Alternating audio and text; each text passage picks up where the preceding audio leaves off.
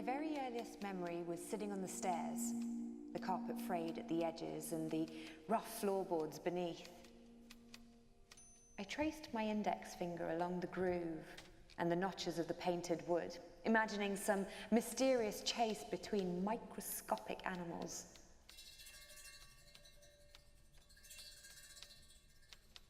It's so clear to me, I can visualize it. But is this a false memory? My parents were out, and the babysitter played records on the turntable my father had created from wooden planks. We danced and danced in some crazy fashion, then ran out into the garden, sweating under the night sky.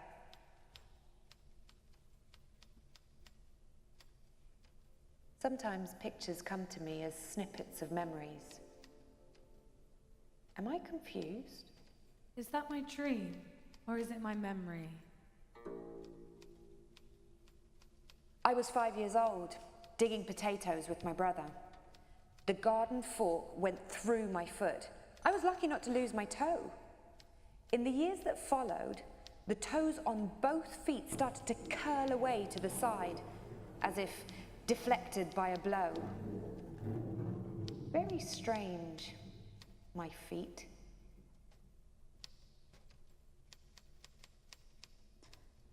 I was scared. I held my mum's hand and she told me it was okay. I was 4 or 5. I was the first at school. This gorgeous brunette woman stood at the front of the classroom.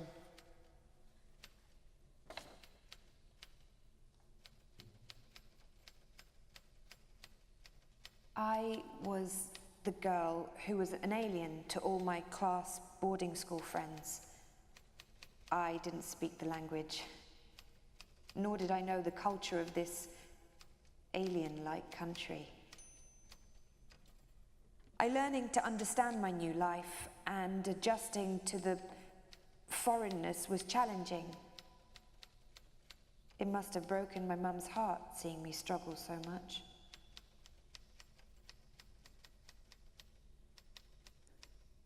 I was about to leave for a long time. Couldn't forgive her. I just cried and cried, and Mum cried. This moment is the strongest memory about my mother. Voyaging in strange seas of thought, alone. The snow was up to our knees, and we were not at all prepared. We couldn't see the path or any signs. We were stuck. We stayed there, not knowing what to do.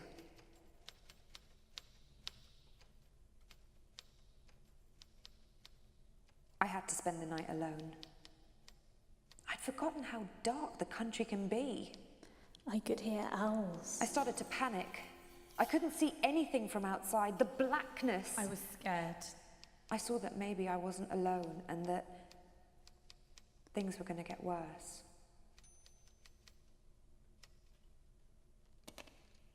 My friend slipped and continued to slide down about 200 meters off the snow-covered mountains on her bum. I was fearful at first, but this was hilarious. So myself and my boyfriend thought we'd follow suit. We sat down, leaning backwards against our giant backpacks and pushed ourselves down the snowy slide. Hey, I can fly. I can sing. I am handsome. This is life.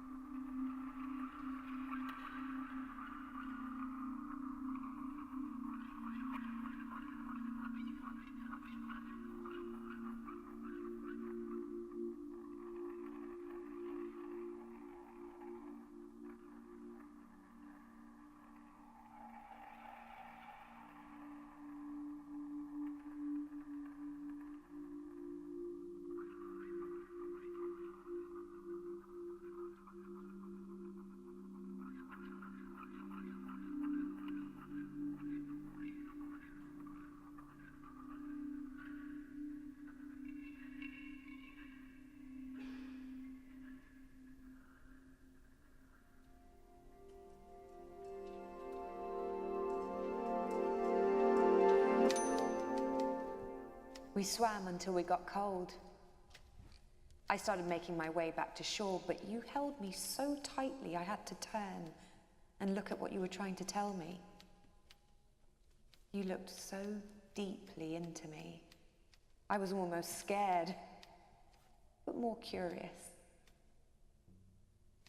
You held me like you'd never before. It felt like the whole sea was holding us in that moment. And it was then that you told me for the first time that you loved me.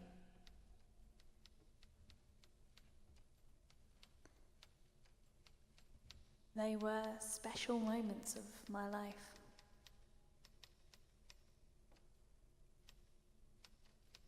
I have a vivid memory of my mum being good at revitalizing plants.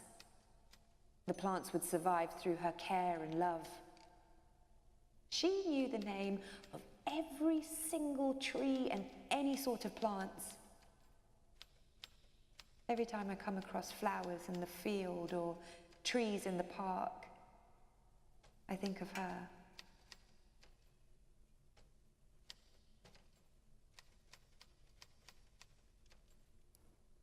I feel sad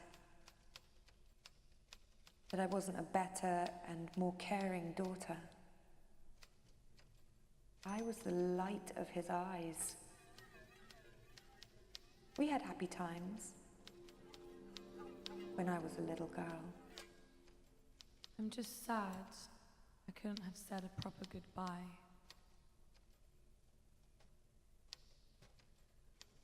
I'm in my teens and my father inspired me to learn to type using a machine similar to this one.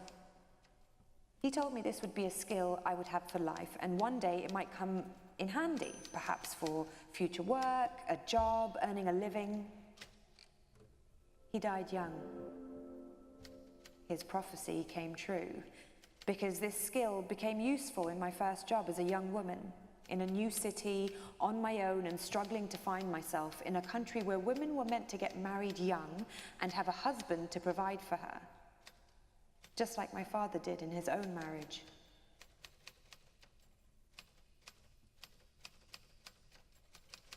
His persona has kept populating my thoughts, inevitably taking the shape of the stories my mum always generously narrates. Last Monday, I read a letter my wife found last weekend at my parents' home. The letter was written to me by my father over 30 years ago. Reading the letter now that I too have a child, I can see very clearly how disappointed with me he was. Feeling his justifiable disappointment and realizing that if he could look down from wherever he is, he would be, I think, very pleased. Can my father look down from somewhere and see this? I'm clearing my mother's house. She lived there for 50 years, and there's so much stuff. I feel the mesh, but the memories are beyond reach.